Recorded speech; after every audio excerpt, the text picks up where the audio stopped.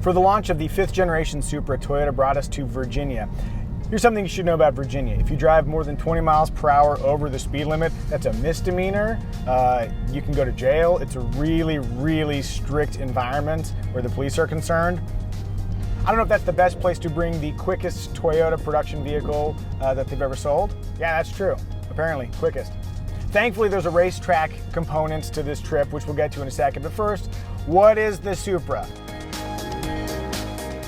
We're gonna make this real quick because you've probably seen a bunch of other videos about it, but 335 horsepower, 365 pound-feet of torque output from a 3-liter turbocharged engine. It's a twin-scroll turbo, so boost comes on very quickly at low RPM. In fact, let's force that. We are in 5th gear at right about 1,000 RPM. Now I'm gonna floor it. Yeah, you can really hear it come to life at right about 1,600, 1,700 RPM. Where performance car pedigree is concerned, the Supra checks a lot of boxes.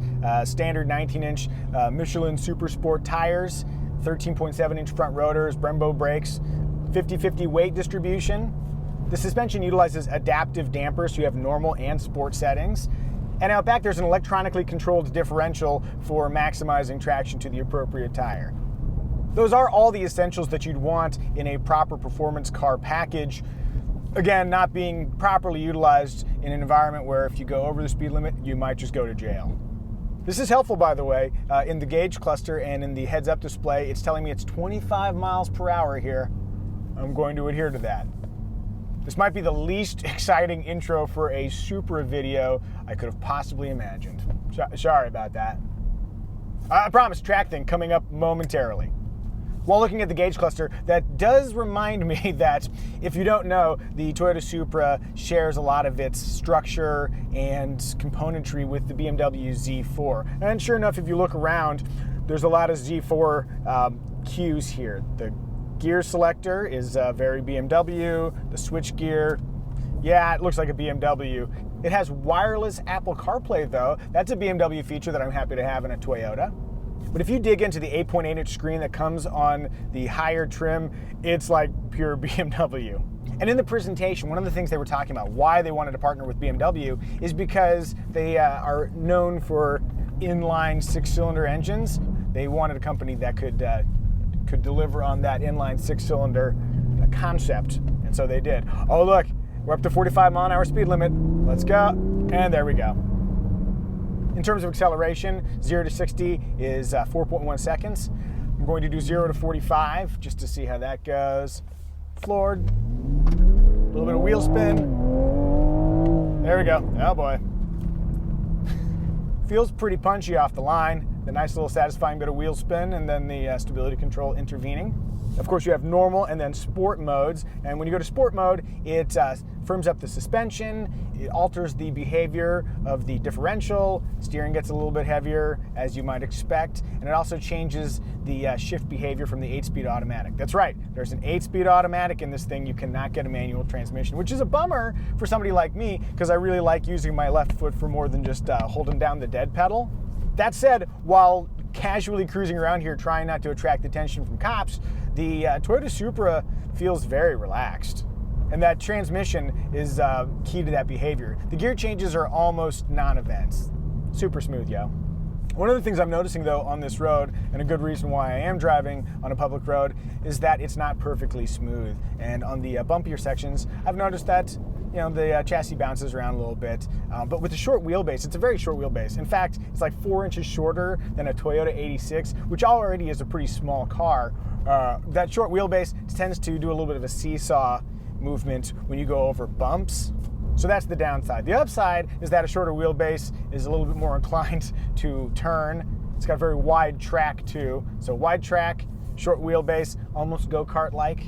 It'll be good to get that out on a racetrack, see how that performs again. Coming soon. This video is just all about teasing you. This is like that episode of The Simpsons. When are they going to get to the fireworks factory? Soon enough. Base price is right under $50,000, then add almost another $1,000 on top of that for destination charges. We should briefly talk about styling, though. So the Supra was based on the FT1 concept, and it was sort of a neat looking concept, but when they wanted to apply that to the architecture that's shared with BMW, one of the challenges seems to be that you have that super short wheelbase. So one of the things I'm not sold on, and you may feel differently, is the aesthetic. It feels like they've grafted a long body onto a short wheelbase. So you've got these long overhangs, and it feels a little bit awkward to me. And then also the FT1 concept was very swoopy, and this has a lot of that swoopiness with like vents and intakes and that kind of stuff, but they're not all completely functional. And then the last little complaint is that the lower trim for the rear fascia is a shiny plastic, and for me, just because I've seen enough pre-production cars, that reads as a little bit cheap. In basic 3.0 form, the Supra includes all the essentials: dual zone automatic climate control, 14-way adjustable seats with 4-way lumbar support, and it even you can widen out the seat back, which is great. It's actually very comfortable. I fit almost perfectly.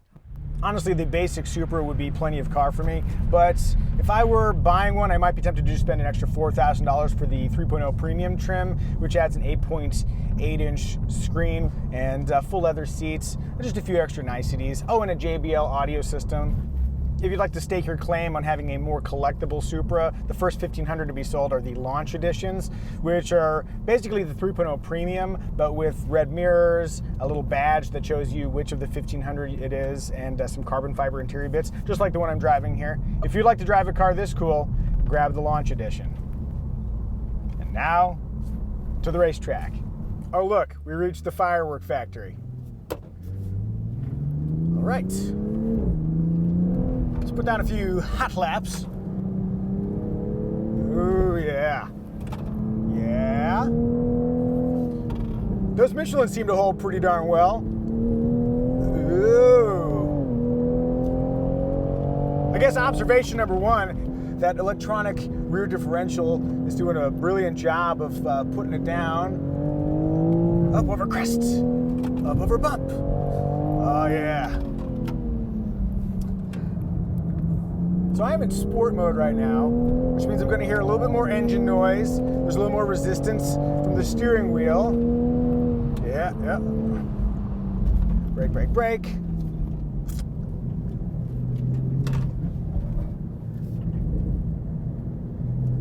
Let's see. Gas. Little bit of, there we go.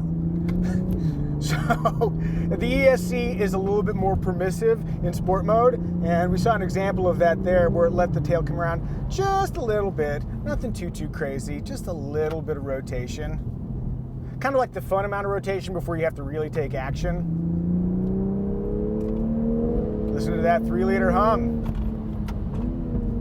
335 horsepower and 365 pound-feet of torque is plenty of power for a good time. In some ways, this feels like the right amount of fast. You know, sometimes you get into a super high performance car and it's so quick that it's just scary and perhaps unpleasant. This is what I would call like fun power. Like plenty to play with, but you're not gonna scare yourself and crap your pants. I mean, unless you're into that kind of thing. Are you into crapping your pants on the racetrack? Tell us in the comment section.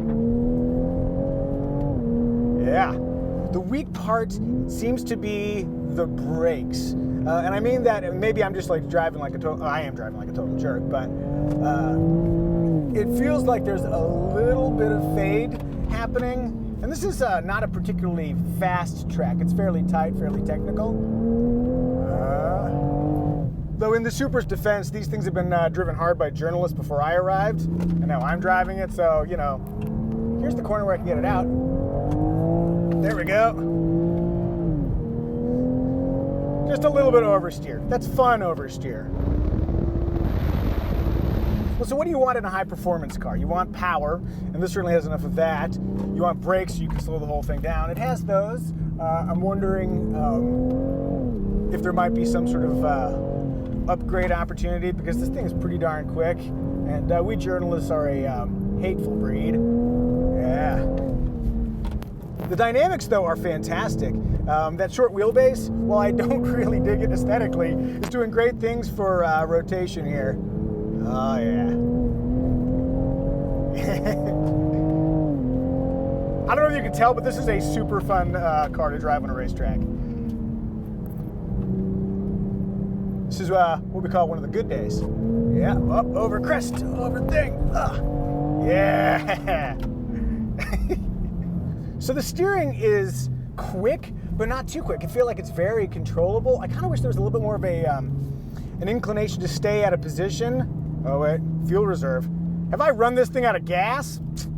I was having so much fun that it's almost out of gas. Well, more full throttle acceleration. Whee! I like the gauge cluster too. The prominent tack is kind of the number one bit of information you need. A manual transmission would be nice here, but I will say that this is a very capable 8-speed automatic. The gear changes are interesting because there seems to be this inclination to add a lot of abruptness to transmissions for sporty behavior, and this doesn't do that. You hear a little burble between gear changes, but there's none of the big behavior that you might find like in other sporty cars. Let's see, I'm gonna upshift in a straight line here, see what happens. Yeah, there's almost no interruption in thrust. You just hear a little and then the revs drop a little bit.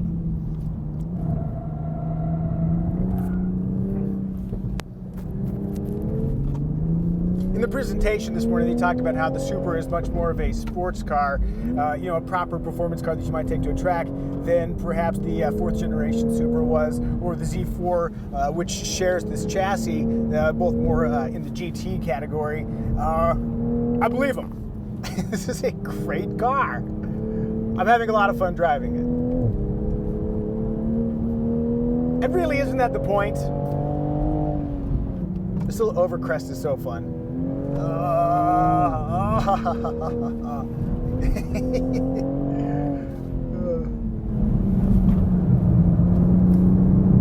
So as I'm cooling it down, I think they've got all the right components here. Plenty of power, sprightly handling, tons of grip.